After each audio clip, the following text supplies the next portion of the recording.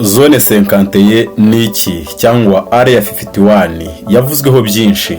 Umuvugizi w'ingabo za Amerika zirwanira mu kirere Laura McAndrews yabwiye Washington Post ko ako gace ari ahantu hagena imyitozo y'ingabo za Amerika zirwanira mu kirere ati duciye intege umuntu wese uzahirahira ashaka kwinjira muri Zone 51 Area 51. Ingabo za Amerika ziteguye kurinda Amerika n'umutungo wayo. Nguhaye ikaze mu isi y'ubucukumbuzi. Niba uri mushya kuri ishano kora subscribe kandi ukore like bana nanjye muri iki kiganiro aho ngiye kubagezaho amakuru ahuje n'igihe kuri Zone 51 n'ibivejuru. Ikaze. Mu mwaka wa 2019 umusore witwa Matt Robert wari ufite imyaka 21 yanditse ku rukuta rwe rwa Facebook ko abantu bose bari muri Leta Zunze Ubumwe za Amerika bagomba guhurira hamwe bakinjira muri Zone 51 ku ngufu bagamije kumenya ibihakorerwa. Iyo myigaragambyo yavugaga ko igomba kuba mpaka binjiye aho hantu, bivuga ko ariho hategurirwa imigambi y'igisirikare cya Amerika kandi bikavuga ko abanyamerika bahura n'ibivejuru uvuni les objets non identifiés kandi bikavuga ko ibivejuru byo bibaho ubwenge butuma babihangange. Bivugwa ko aha hantu ariho harinzwe cyane kurusha ahandi ku isi, gusa kubera amatsiko abantu bose bari bafitiye aha hantu mu cyumweru kimwe Robert yanditse iryo tangazo kuri Facebook ye. Abantu barenga miliyoni 2 bamusubije bamubwira ko bari biyemeje kuzagera nawe muri iyo myigaragambyo rigamije kwinjira muri Zone 51 ku ngufu. Ingabo za Leta Zunze Ubumwe za Amerika zagize ubwoba kandi zitegura imikwabo idasanzwe mu rwego rwo guhangana n'umuntu wari wese wari kugerageza kwinjira muri Zone 51 ku ngufu. Bivugwa ko igisirikare cya Amerika cyakoresha arenga miliyoni 11 z'amadolari yo guhosha igitero kitigeze kibaho cyateguwe na Matt Robert w'imyaka 21 w'umusivile ubujuje imyaka 26 y'amavuko bikarangirira mu birori byo kuri Facebook. Iki gihuha cyashyizwe kuri Facebook maze abarenga miliyoni 2 biyemeza kuzaza muri iyo myigaragambyo yari yafashwe nk'igitero karundura kuri Zone 51. Igitangaje nuko ibi bintu yabyanditse arimo gutebya kuri Facebook kandi byigeze bibaho ariko byagize ingaruka zikomeye. Ku munsi wari wateganijwe gukoraho ya myigaragambyo Robert yigiriye mu birori byo kwishimisha. Gusa Robert yaremye inkuru ibyutsa amatsiko kubera ko kuva mu mwaka wa 1941 aka gace kashingwa kagiye kibazwaho byinshi ariko abantu bakabura amakuru. Ikindi kintu gitangaje nuko Leta Zunze Ubumwe za Amerika imaze imyaka myinshi hakana ko aka gace katabaho, ikaba yaremeye ko kabaho ejo bundi mu mwaka wa 2013. Ubundi inkuru zose zagiye zikavugwaho zafatwaga nk'ibihuha. Nta rwego na rumwe rwa Leta ya Amerika rwemeraga ko ahantu habaho cyangwa rwemere ko hari ibintu bihakorerwa bireba abaturage, politiki cyangwa igisirikare cya Leta Zunze Ubumwe za Amerika. Zone 51 uyu munsi ibarizwa muri NTTR, ikaba ikigo kigenzurwa na Air Force, arizo ngabo za Amerika zirwanira mu kirere. Iki kigo cyubatse ku butaka bungana na 43% by'ubutaka bw'u Rwanda. Ikirere kizengurutse aka karere ntikinyurwamo n'izindi ndege kandi ikirere ni kinini cyane kuko kiruta u Rwanda inshuro 16. Reka noneho tukumara amatsiko kuri aka karere kadasanzwe kadashobora kwinjirwamo n'imodoka cyangwa abanyamaguru kuko uhagana wese akoresha indege. Kwibutse gukora subscribe kandi ufungure inzogera kugira ngo ibiganiro byacu bitazongera kugucika. Kora like niba ukunze ibyo dukora kandi ujye muri comment tubaze ikibazo cyangwa uduhe igitekerezo. Mu myaka y'1940 Amerika yarigeze kure mu bushakashatsi ku ntwaro zikomeye zitandukanye harimo n'intwaro za kirimbuzi zafatwaga nk'izishobora gushyira iherezo ku ntambara ya kabiri y'isi yose yari irimo guca ibintu ku mugabane w'Uburayi. Iyo ntambara yari igoye cyane kubera ko Amerika yabonaga ko ibihugu byayirwanaga byari ibihugu bifite intwaro zikomeye kandi Amerika yabonaga ko kumenya uzatsinda iyo ntambara byari bigoye. Muri icyo gihe kandi Amerika irimo gukora indege nshya z'intambara zagomba kugeragezwa vuba kandi byangombwa zikajyanwa muri iyo ntambara. Ingabo za Amerika zirwanira mu kirere zari zikeneye ahantu heza kandi hisanzuye ho gukorera amagerageza y'indege yari iri gukora kandi bigakorwa mu ibanga. Yari ikeneye ahantu harambuye hitaruye imijyi n'ibikorwa bya muntu mu mugambi wo kugira ibanga ibyo yabaga irimo gukora. Bari bakeneye ahantu hashyuha kandi hatagwa imvura kenshi kandi hegereye kimwe mu bigo bikomeye by'igisirikare cyabo kandi bifuzaga ko aho hantu byaba byiza hakikijwe n'imisozi. Aho hantu niho hagomba kugeragerezwa intwaro nshya zarimo gukorwa kandi hakageragerezwa indege nshya zari zirimo gukorwa kandi byose bigakorwa mu ibanga rikomeye imbere yo kuzohereza ku rugamba. Abashakashatsi bazengurutse Amerika yose baza gusanga ahantu hujuje ibisabwa ari mu butayu bwa Nevada. Nevada ni leta ya karindwi mu bunini muri Leta Zunze Ubumwe za Amerika ariko ikaza ku mwanya wa 32 muri leta zituwe cyane. Impamvu ikaba yuko 85% by'ubutaka bwayo ari ubutayu. Aha hantu ntihagwa imvura nyinshi mu bihe by'umwaka kandi hahora ikirere gikeye kandi gishyushye ko hashobora kuboneka imvura nibura mu mezi 3 y'umwaka kandi nabwo ikaba nkeya cyane. mu mwaka w'1941 nibwo Amerika yatangiye kubaka ibirindiro by'ingabo zirwanira mu kirere. Mu 1951 nibwo hashyizweho site yo kugeragerezamo intwaro zikomeye harimo n'intwaro za kirimbuzi mu gace kazwi nka Nevada Test Site. Kuva mu 1951 kugeza mu 1992 muri aka gace bivugwa ko hageragerejwe intwaro za kirimbuzi zisaga 1000. Na nyuma y'intambara ya kabiri y'isi ahantu hakomeje gukorerwa amagerageza y'intwaro, ariko ibintu byaje guhindura isura mu mwaka w'1995. Icyo gihe urwego rw'ubutasi rwa Amerika CIA rwari rumaze imyaka 8 ruvutse, kandi rwari rufite intego nyamukuru yo kugera ku makuru y'ubutasi aturuka muri Leta Zunze Ubumwe z'Abasoviyete, bakaba ari bo banzi bakomeye Amerika yari ifite muri iyo myaka, kandi ubwo bwanzi bwiyongereye cyane mu gihe cy'intambara yo kurebana igitsure. Muri iyi ntambara itararwanishijwe amasasu, ubutasi niyo yari intwari ikomeye cyane mu rugendo rwo kuzayitsinda.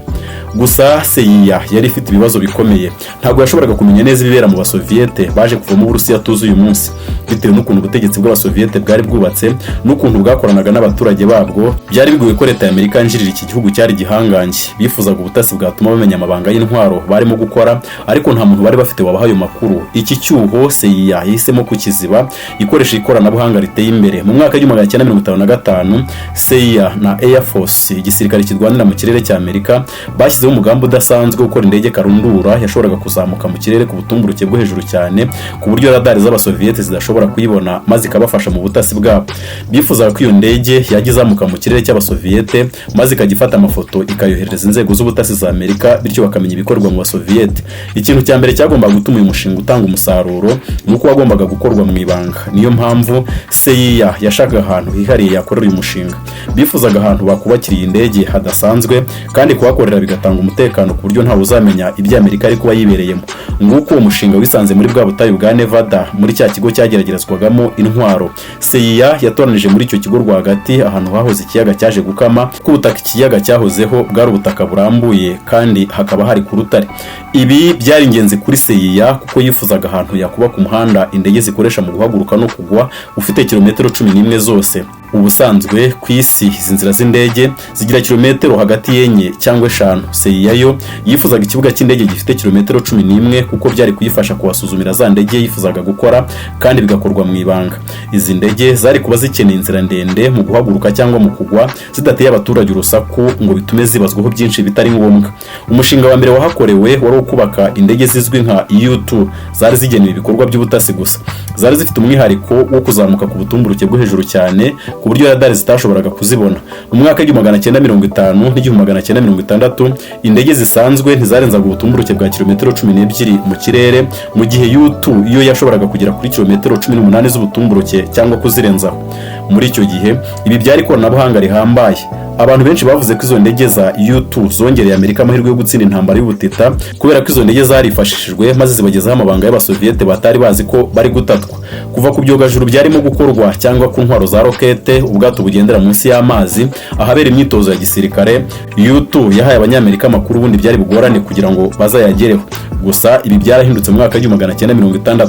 Radari z'Abasoviyete zari zaravuguruwe, ariko indege z'Abanyamerika zo zari zitarahabwa ikoranabuhanga rishya. Kera kabaye, radari y'Abasoviyete yaje kubona ya ndege y'ubutasi ya Amerika iri ku butumburuke bwa kilometero 21. Mu bwenge bw'Abanyamerika bumvaga ko niyo Abasoviyete babona iyo ndege batari kubona misile yayirasa kubera ko yari kure cyane. Gusa Abasoviyete bari bafite izi misile mu ibanga, mu kiye wabo atari yakamenya. Bakoresha imwe muri zo maze barasa ya ndege U2 y'Abanyamerika, maze iyo misile ishwanyagurikira hafi ya U2 bituma yangirika cyane ku buryo yaje kugwa hasi. Ibikoresho byayo birimo kamera na filime yari irimo gufata byose byaguye mu biganza by'Abasoviyete. Umupilote wari uyitwaye Francis Powers yakoresha umutaka abasha kugwa hasi ntiyagira icyaba, nawe yisanga mu biganza by'Abasoviyete. Uyu mugabo yari afite uburozi bwo gukoresha igihe cyose yari gufatwa n'Abasoviyete kugira ngo yirinde ko yakora ubwicwa rubozo, gusa ariko yanze kubukoresha. Bamujyanye mu rukiko rukuru i Moscow ashinzwe gutata igihugu cy'amahanga. Amerika yabanje kuyihakana maze yivugira ko uyu mugabo yari yajyanywe mu kirere no gukora ubushakashatsi kujyanye n'imihindagurikire y'ikirere. Abanyamerika kandi bakomeje kubivuga kugeza igihe Abasoviyete berekaniye ibisigazwa by'iyo ndege. Perezida wa Amerika yabuze amahitamo arabyemera, ati twari tumaze igihe dukora ubutasi mu Basoviyete. CIA ntabwo yacitse intege, yahise itangira undi mushinga wo gukora indi ndege yo mu rwego rwo hejuru ifite ikoranabuhanga karundura Abasoviyete batazabasha kugeraho yo gukoresha mu butasi. Francis Powers wa mupilote yakatiye imyaka 10 y'igifungo, ariko yakoze itageze kuri 2 gusa kubera ko Amerika nayo yemeye kurekura umutasi w'Umusoviyete yari yarafunze. Kuri CIA hari hakenewe indege nshya abasoviyete batazi kandi ifite ikoranabuhanga rihambaye. Umushinga wo gusimbuza U2 waje kwitwa Project 51 ari nawo waje kuvaho izina rya Area 51 cyangwa Zone 51. Kuri iyi nshuro abanyamerika bashoboye gukora indi ndege ishobora kuguruka kugera kuri kilometero 27 z'ubutumburuke kandi ikagenda ku muvuduko ukubye uwijwi inshuro 5 zose. Izi ndege zihutaga kuruta umuvuduko w'isasu kubera ukuntu zagenderaga hejuru cyane kandi ku muvuduko udasanzwe. Abapilote bazo bagombaga kwambara imyenda yihariye nk'abagenda mu byogajuru bijya mu isanzure. Izi ndege ziteye gutya zari zitandukanye n'izazibanjirije kandi zari ziteye imbere ugereranije n'indege z'intambara cyangwa indege zakoreshwaga mu butasi muri icyo gihe. Izi ndege zari zifite moteri ebyiri nini cyane kandi izo moteri zikagenda zirekura umuriro mwinshi kuva ku butaka kugera mu kirere. Zari zisongoye cyane imbere kandi zari ndende ndetse zifite umubyimba muto cyane. Mwibuke ko iyi mishinga yagombaga gukorwa mu ibanga rikomeye ku buryo n'abakozi ba CIA bake gusa aribo bashoboraga kumenya aya makuru. Ingabo za Amerika nta kindi zari zizi uretse gusa abagira uruhare muri uyu mushinga. Abaturage bo nta kintu na kimwe babaga bazi kuri iyo mishinga. Izo ndege uko zarushagaho kuguruka mu kirere, abaturage bamwe batangiye kujya bazibona kandi bakabona wa muriro waturukaga muri za moteri zazo maze bakikanga kubera kubona ukuntu zazamukaga ku muvuduko udasanzwe zikarenga mu kirere cyo hejuru cyane aho batashoboraga gukomeza kuzibona maze bakikanga.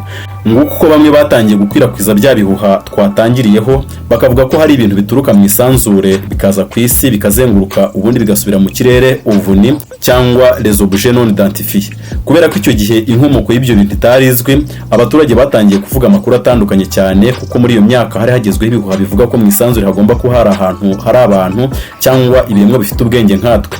Mu myaka y'1970 abasoviyete bari bamaze kuvumbura izi ndege nshya z'abanyamerika bituma nanone abanyamerika bongera guhindura umuvuno. Noneho biyemeje gukora indege zitagaragara kuri radari. Kugira ngo indege ziteye gutya zikorwe, Amerika agomba gukoresha uburyo bushya bwo kuzishushanya kugira ngo zishobore kwihisha radari.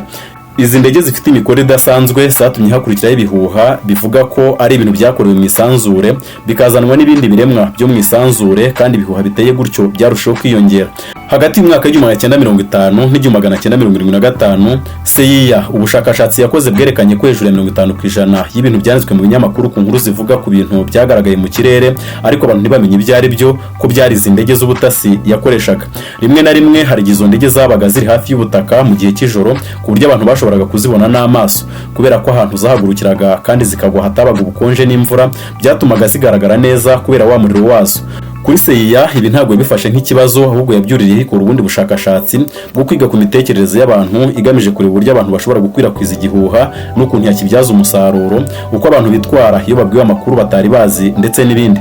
Ubushakashatsi bwaje kugira akamaro mu myaka yakurikiyeho cyane cyane iyo CIA yashaka gukwirakwiza amakuru atandukanye. Gusa CIA yaje kumenya ko kugira ibintu byose ibanga nabyo bishobora gutuma ibihuha bishobora kuba byinshi maze bigateza ibindi bibazo. Ahagana mu mwaka w'1989 abantu bamwe batangiye kujya mu binyamakuru bakavuga ko ibintu byagaragaye mu kirere cyo mu butayu bwa Nevada ari ibintu byaturutse hanze y'umubumbe wacu extraterrestre.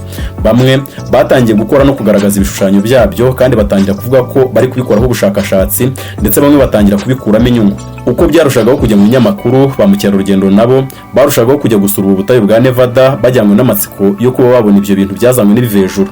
Kuri CIA na Air Force ibi byari ikibazo gikomeye cyane. Wibuke ko operasiyo zose zo muri kano gace zagombaga kubibanga. Ibyari biri kuba byatumaga icyo gihuha gituma abantu benshi bahurumbira kwegera ubu butayu bajyanywe no kubona cyangwa kumenya ibihabera.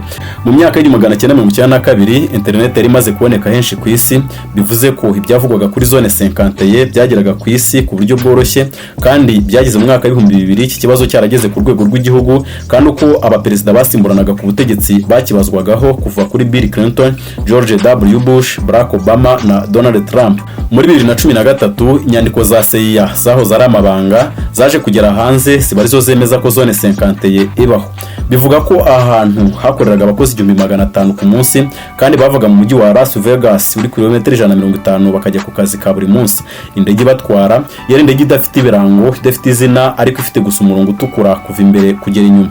Bivugwa ko ku kibuga cy'indege cya Las Vegas abo bakozi bagiraga inzira yabo yihariye bacamo iyo bajya cyangwa bava mu ndege. kandi bikavugwa ko babaga bagomba kugera ku kazi mbere ya saa 11 z'igitondo.